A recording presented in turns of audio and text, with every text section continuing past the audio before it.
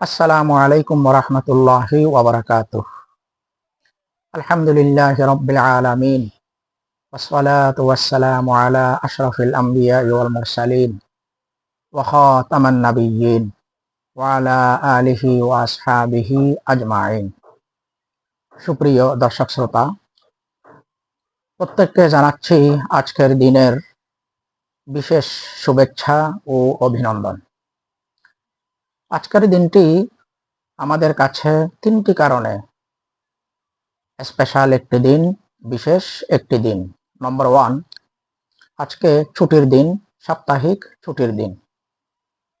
সাপ্তাহিক ছুটির দিন হওয়ার কারণে আপনাদের জন্য এই ছোট্ট ভিডিওটি প্রস্তুত করার সুযোগ পেয়েছি, আলহামদুলিল্লাহ। নম্বর 2, আজকে জুমাবার, পবিত্র জুমাবার। প্রিয় নবী হযরত মুহাম্মদ রাসূলুল্লাহ সাল্লাল্লাহু আলাইহি ওয়াসাল্লামের একটি হাদিস আবু দাউদ শরীফে আছে এবং ইবনে মাজাহ শরীফেও রয়েছে। নবীজি ইরশাদ করেন, ইন্না মিন আফদলি আইয়ামিকুম ইয়াউমাল জুমআহ, অর্থাৎ সপ্তাহের 7 দিনের মধ্যে সর্বোত্তম দিন হচ্ছে জুমাবার। আরেকটি হাদিসে নবীজি ইরশাদ করেন, ইয়াউমাল জুমআতি সাইয়্যিদুল আইয়াম, অর্থাৎ সপ্তাহের মধ্যে 7 দিনের মধ্যে জুমাবার হচ্ছে অন্যান্য দিনসমূহের সরদার।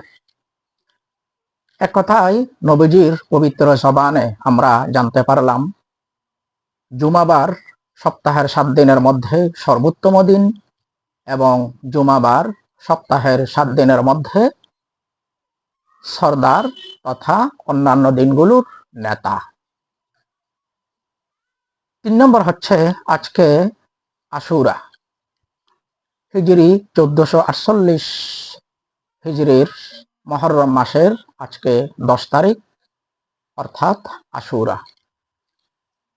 এই আশুরার গুরুত্ব, তাৎপর্য, তার ফজিলত, তার আমল, তার শ্রেষ্ঠত্ব নিয়ে আমরা ইতোপূর্বে অনেকবার কথা বলেছি, অনেকবার আলোচনা করেছি।